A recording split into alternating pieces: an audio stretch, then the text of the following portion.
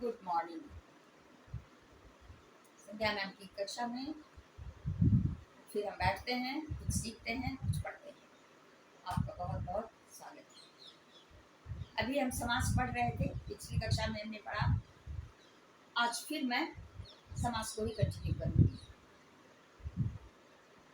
तो अभी तक आपने देखा कि हमने अव्ययी भाव और तत्पुरुष समास पढ़ा है।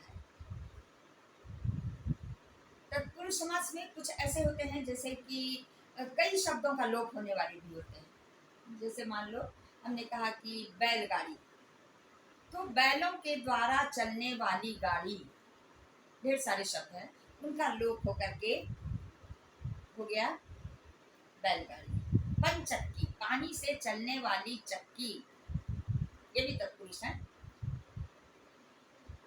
रेलगाड़ी, रेल पर चलने वाली गाड़ी, रेलगाड़ी, ये भी तत्पुरुष समास हुए।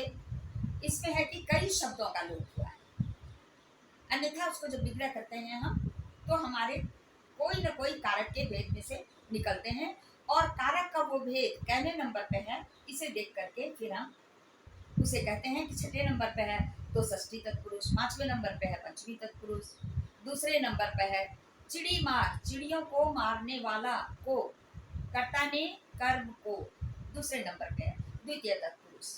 पॉकेट मार, पॉकेट को मारने वाला, द्वितीय तत्पुरुष। ठीक है।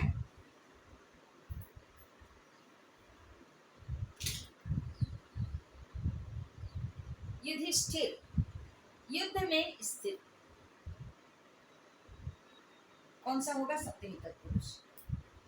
कला प्रवीण, कला में प्रवीण में, ये हो गया सप्तमी तत्पुरुष। अब हम आगे चलेंगे। इसमें एक भेद है इसका समास का, कर्मधारय। कर्मधारय आप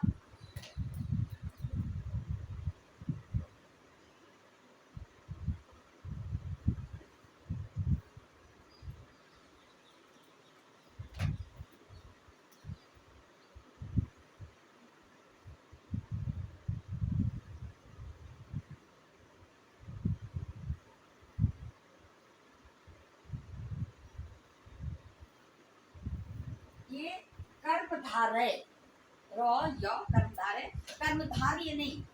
बच्चे अक्सर बोलते हैं कर्मधार्य, नहीं, कर्मधारय। ठीक है।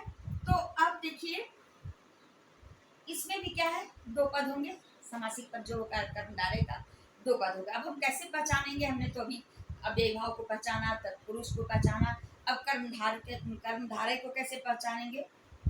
इसमें एक पद विशेषण और एक पद विशेष्य होता है। विशेष्य क्या होता है? जिसकी विशेषता बतलाई जाती है वो विशेष्य है, और जो विशेषता बतलाई जाती है वो विशेषण है। ये होंगे आपको, या फिर या तो ये होंगे या फिर किसी से तुलना की जाती है। जैसे मान लो हमने कहा आपको नील कमल, यहाँ कमल की विशेषता बतलाई जा रही है कि वो नीले रंग का है। विग्रह करेंगे नीले रंग का कमल, कमल की विशेषता बतलाई जा रही है वो नीले रंग का है, तो ये क्या हो जाएगा आपका? कर्मधारय। या फिर कई बार हम तुलना करते हैं, जैसे मुख चंद्र,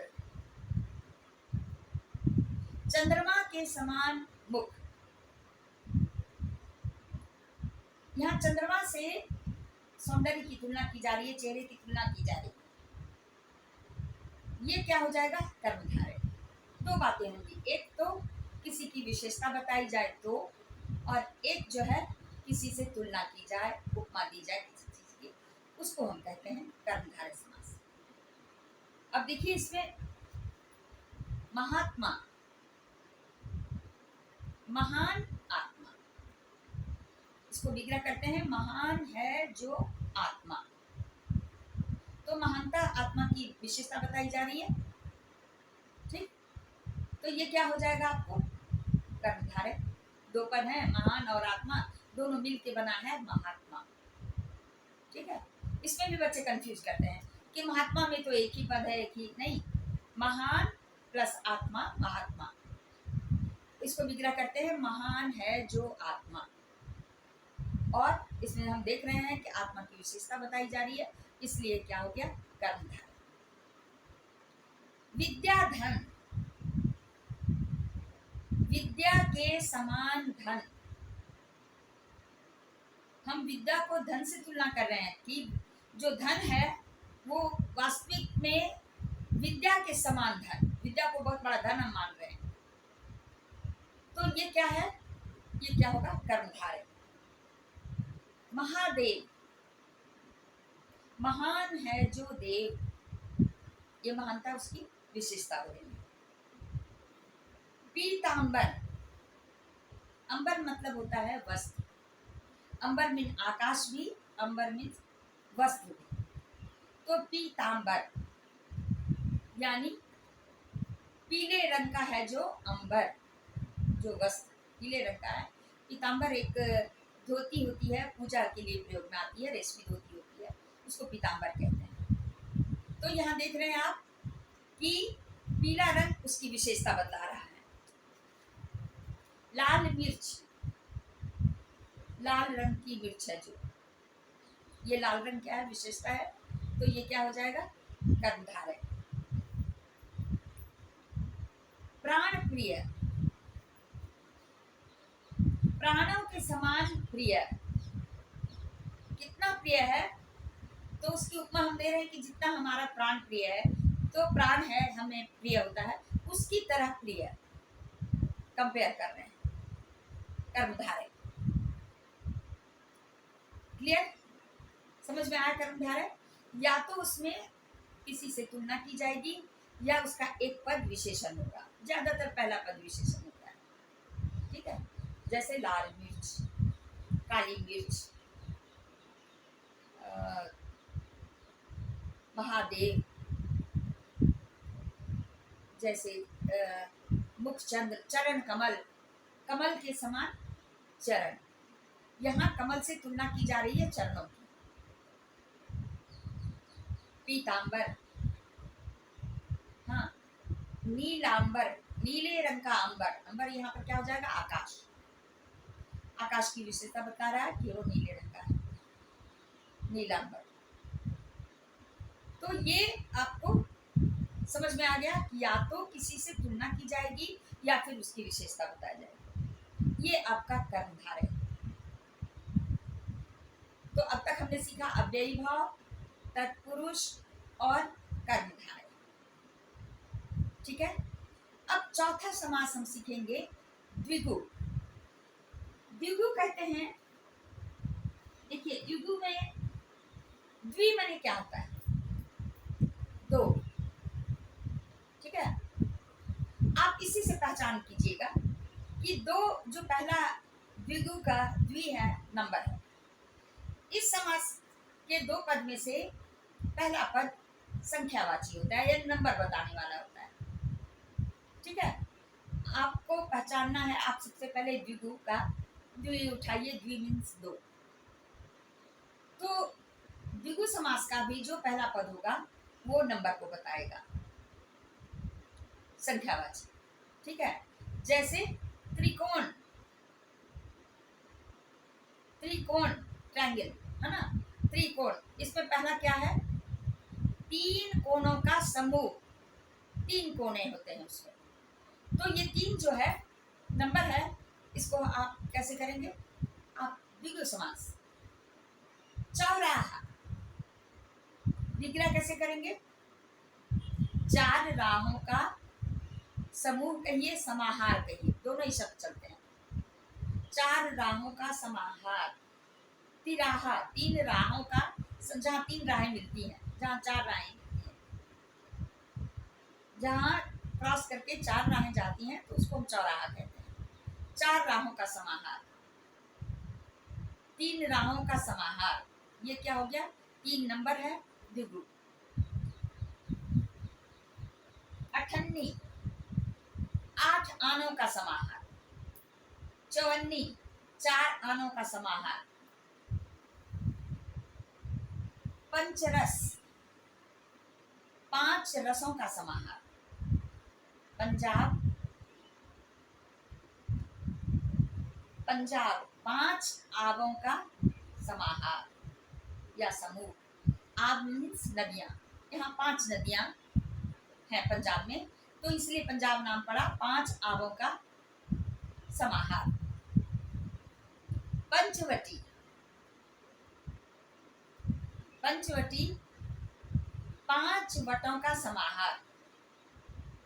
उस क्षेत्र में 5 वट के वृक्ष हैं जहाँ भगवान ने अपनी ज्योति बनाई थी और वहाँ उन्होंने शरण लिया था जब वो वनवास में थे। तो 5 वटों का समूह कहिए, समाहार कहिए, वो आपके 5 नंबर दिखा रहे हैं। तो ये क्या हो जाएगा आपका द्विगु समास। शताब्दी, 100 वर्षों का समाहार। शताब्दी 100 क्या है, नंबर है, इसलिए 9 रस, 9 रसों का समाहार। सप्तऋषि, 7 ऋषियों का समूह। 9, 7, 5 ये सब नंबर आ रहे हैं, ये आपके द्विगु समास होंगे। आज समझ में, जैसे नवरत्न, 9 रत्न, 9 रत्नों का समाहार। 9 रत्न के बारे में आप जानते हैं कि 9 जो कीमती पत्थर होते हैं, नग होते हैं, उनको जब एक किसी चीज में, चाहे वो अंगूठी हो, किसी ऑर्नामेंट्स में बांधा जाता है, वो नवरत्न कहलाते हैं। और आपको पता होगा कि अकबर के दरबार में भी 9 रत्न थे। 9 रत्न कौन थे? व्यक्ति थे, ऐसे जीनियस, ऐसे माहिर लोगों को उन्होंने अपने कैबिनेट में, मंत्रिमंडल में रख छोड़ा था। जो 10 उनके, सॉरी, जो 9 उनके मंत्रिमंडल में थे, वो उनके नवरत्न कहलाते थे। सभी एक से एक दिग्गज, तानसेन, टोडरमल, फैजी, अबू फजल, ये सब, बीरबल, ये सब थे उनके 9 रत्नों में से। तो 9 रत्न, 9 रत्नों का समाहार। यहाँ 9 की गिनती हो रही है, 9 नंबर आ रहे हैं, क्या हो जाएगा आपका ये द्विगु समास। आसान है, द्विगु समझना मुश्किल नहीं है।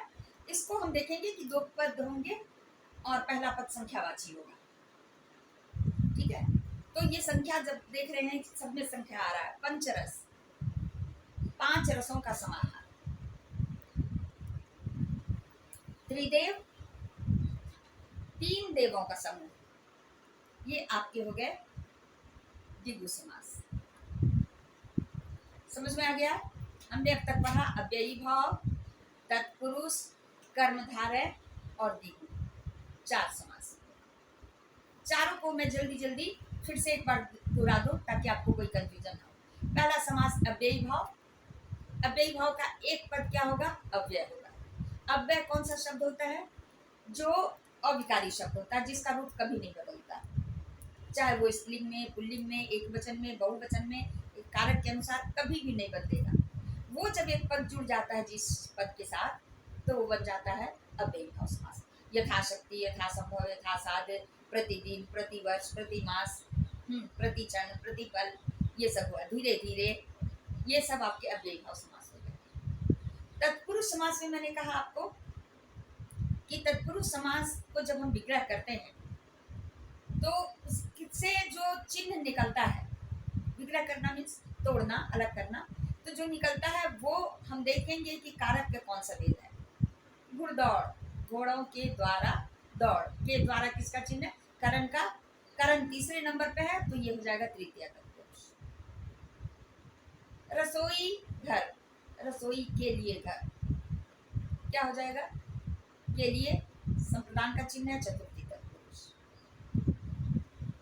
ध्यान मग्न, ध्यान में मग्न, में किसका चिन्ह है? अधिकरण का, क्या हो जाएगा? ये सप्तमी तत्पुरुष। आप बीती, आप पर बीती यानी स्वयं पर बीती, तो ये क्या हो जाएगा? पर किसका चिन्ह है? अधिकरण का सप्तमी तत्पुरुष।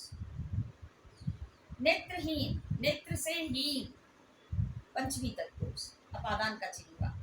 लेकिन कहेंगे जन्मांध, जन्म से अंधा, यहाँ संबंध जुड़ रहा है, ये क्या हो जाएगा? तृतीय तत्पुरुष। ठीक है, अब चलते हैं काके की, जैसे गंगा का जल, का संबंध तत्पुरुष। ठीक है, राजकुमार, राजा का कुमार, राज दरबार, राजा का दरबार, ये सब क्या हो गया आपको? संबंध, षष्ठी तत्पुरुष। इसके बाद हमने देखा, तत्पुरुष के बाद हमने बताया आपको कर्मधारय। कर्मधारय में क्या कहा कि दो पद होंगे, एक पद जो है उसका वो या तो विशेषण होगा, उसमें दो आएंगे, एक विशेषण और एक विशेष, और दूसरा वो कि किसी चीज की हम तुलना करेंगे, जैसे मान लो चरण कमल, कमल के समान चरण है जिनके, या चरण है जो, ये क्या हो जाएगा? कमल से तुलना की गई। नीले रंग का अंबर, नीला अंबर, नील गगन, नीले रंग का गगन, नील कमल, नीले रंग का कमल, पीतांबर, पीले रंग का अंबर, ये विशेषता बता रहा, ये कर्मधारय हो गया। ठीक है, नेक्स्ट आपका थोड़ा सा मैं बता दूं आपको कि द्विगु मैंने अभी बताया। द्विगु में क्या था कि एक पद उसका संख्यावाची होगा, ज्यादातर पहला पद संख्यावाची होता है, जैसे चौराहा, चार राहों का समाहार, दो राहा, दो राहों का समाहार, पंचरस, पांच रसों का समाहार, नवरत्न, नौ रत्नों का समाहार या समूह, कुछ भी कह सकते हैं, त्रिफला, तीन फलों का समूह, नवरात्रि, नौ रात्रियों का समूह। ये आपके नंबर देखते ही आप समझ जाएंगे। द्विगु में द्वि जो है वो नंबर से शुरू है, द्वि मीन्स दो। तो आप याद रखेंगे कि द्विगु समास का भी जो पहला पद होगा वो संख्यावाची होगा, नंबर को बताता है। उम्मीद है आपको समझ में आया होगा। बस आज की कक्षा में इतना ही। धन्यवाद। मिलते रहिए, पढ़ते रहिए, सीखते रहिए।